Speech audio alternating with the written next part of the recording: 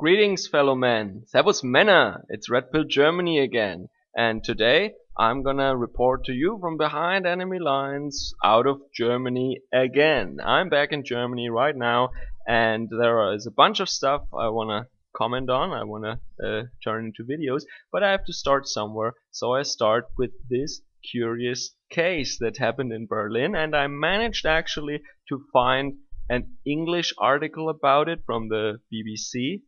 And it is an article about a young 26-year-old millennial single mother who screams sexism in the Christian Democratic Party of Berlin, Angela Merkel's party, by the way. So what is going on there?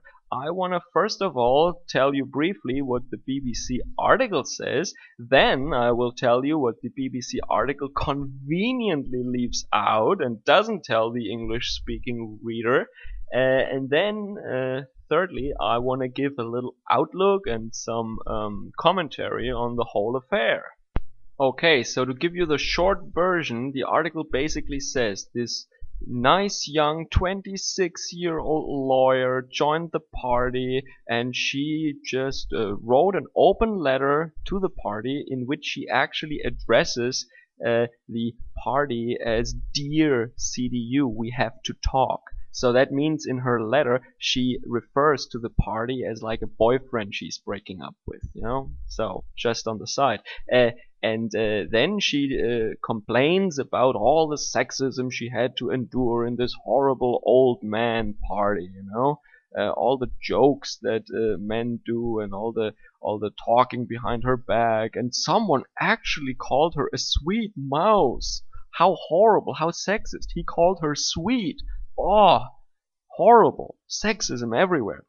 And now we have to talk, and we have to start a broad debate about sexism in the party, and I want an official round table on how we can deal with sexism and enable more women to become prominent members of the party, blah blah blah blah blah. Okay, so this is basically what the article says, right? And now, first of all, she is not a lawyer. She studied law, but she actually dropped out.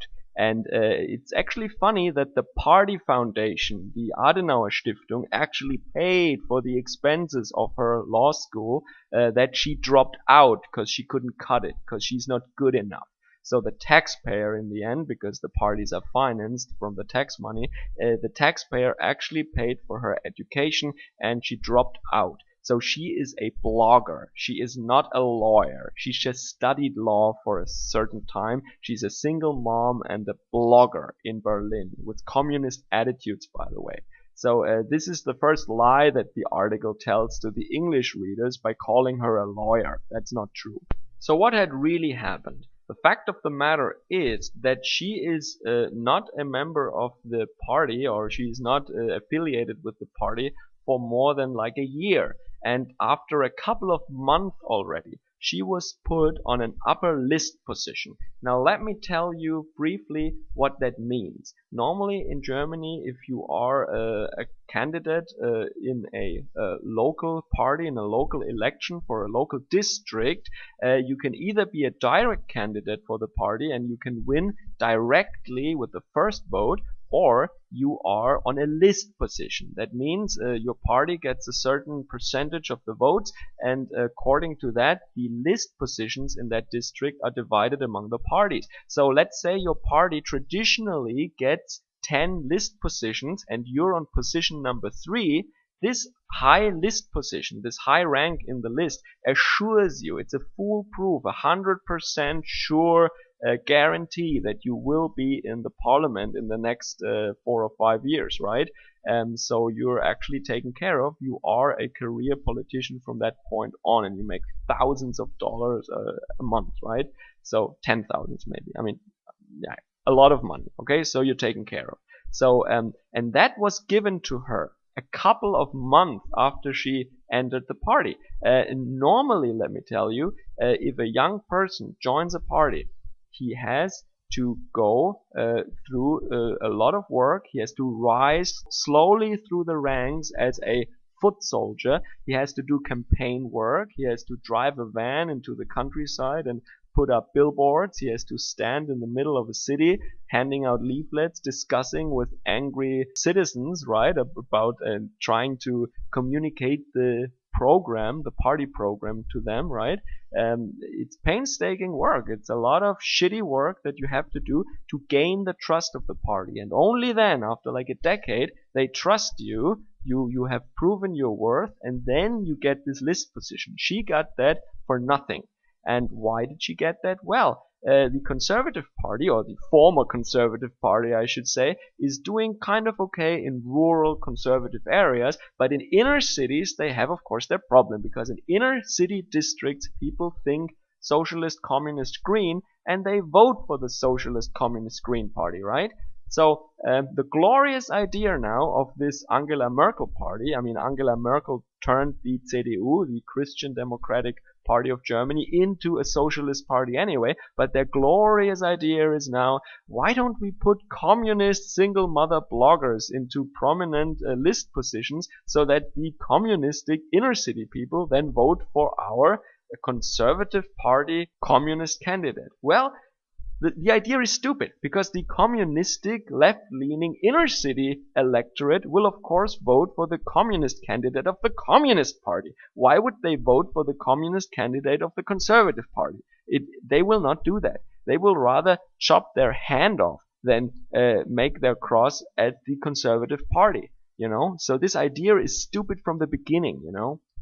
Are you standing for conservative values, or do you just want to win the election? Well, under Angela Merkel, I think the answer is pretty clear. So I don't really feel sorry for the party for getting stabbed in the back by this young lady now with this fabricated, artificially inflated sexism scandal. Oh, he called me cute. Oh, how dare he? So what actually happened now? She was put to this upper list position, and of course people in the party will say, well, she didn't deserve that. I mean, to these people who actually rise slowly through the ranks, this is a slap in the face, right? And the other thing is, so for exceptional members of the community, the party is actually making it possible sometimes to give them these list positions without this slowly rising through the ranks, proving your value, proving your loyalty process. And why is that? Well, if you are a local businessman whose face and name are well known to the people and who has a stellar, outstanding reputation among the citizens in that district, then they would maybe do that for you, But what was her value that she had as a blogger who dropped out of school, single mother? What was her value? Well, she is young. She has a face that looks appealing to many Germans, and they want to be more feminine, more young. So that's her value. She was basically put to that position for her age and the fact that she has a vagina, So this party is lifting up, is supporting, is promoting young women, and what do they get for that?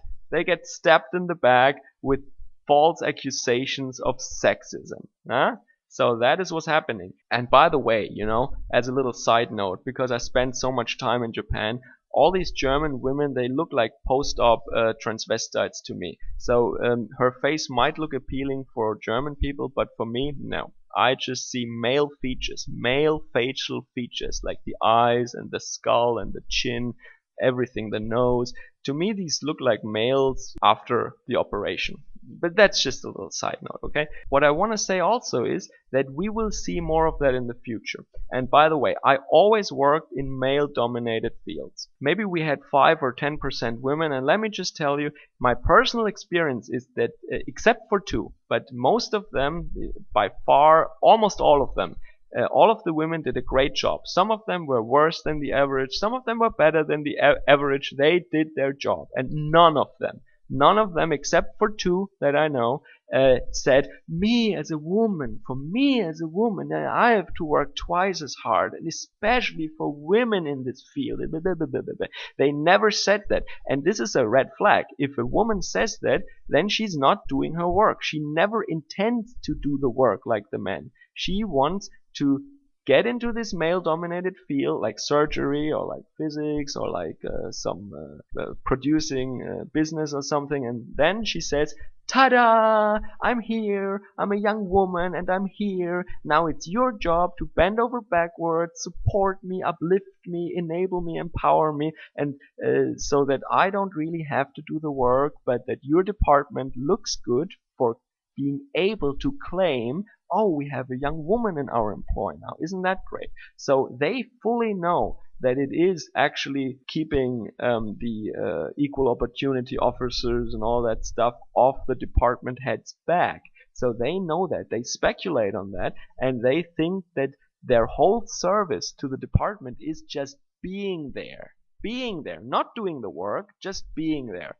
And we will see more of that in the future. And as more and more women, young millennial women, that's a millennial problem mostly, I would say, are pulling this stunt on institutions, businesses, and organizations, we will see that they will wake up to this. And even the women in HR departments, they will wake up to that. And it will get to a point where people are hesitant to hire someone if they see those red flags, like having a Tumblr account or blue hair. No, I mean, but to me, this red flag is like me as a woman, especially women in this field, blah, blah, blah. That kind of talk, that's a big red flag. And as I said, we will see that more in the future, and people will smarten up. Yeah, they will be more careful about hiring these women. But that's in the future. In the meantime, we will see a lot of companies, a lot of organizations, a lot of institutions getting punished for trying to giving women a chance. And that just means they're not sexist. They're actually maybe sexist against men because they don't give men these opportunity to just bypass 10 years of service and start at the top. Because this is what these women do. They come there and they start at the top, and that's still not good enough. That's still not good enough. They still cry sexism. They scream sexism when they get the opportunity to start at the top and fail. Like she failed in law school, like she failed in her relationship. That's why she's a single mother. She failed because she doesn't have what it takes. The only quote unquote skill she has is that she has a pulse and a vagina. But that's not good enough.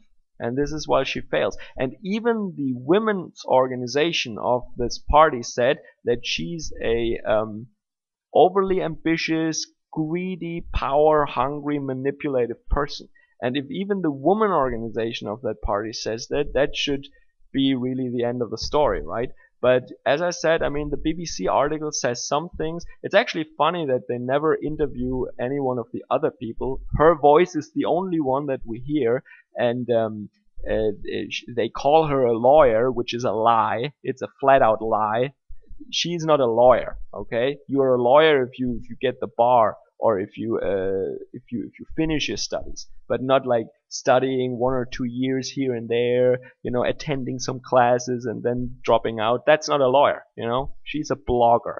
And I don't think we have a shortage in single mother communist Tumblr feminist bloggers from the inner city of Berlin, Okay, take this as a little rant. Just goes to show again, how the mainstream media manipulates the story. They tell half-truths and flat-out lies. So this is the complete picture. So I will call that pretend career women who either try to infiltrate these male-dominated areas and they actually never plan to work there to begin with. They just try to dig out some dirt. It's kind of an undercover mission for them. And if she is there as a blogger and with the goal to dig out some inside dirt on the Conservative Party, and after 1 year, all she can produce, all she can come up with is someone called her cute and sweet. I mean, this is pathetic. That just means that there is no real sexism in that party in Berlin, right? That's what that means. If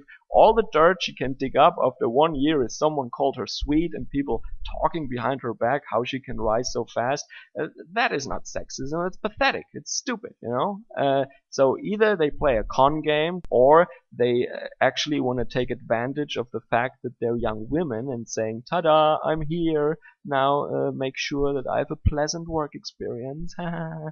Okay, so this is the problem. I call it pretend career women, pretend working women basically, when all they are is worthless millennial idiots. Okay, so I hope you enjoyed that one, and let me know in the comments below what you think about that. And have a great day. Servus, Kameraden.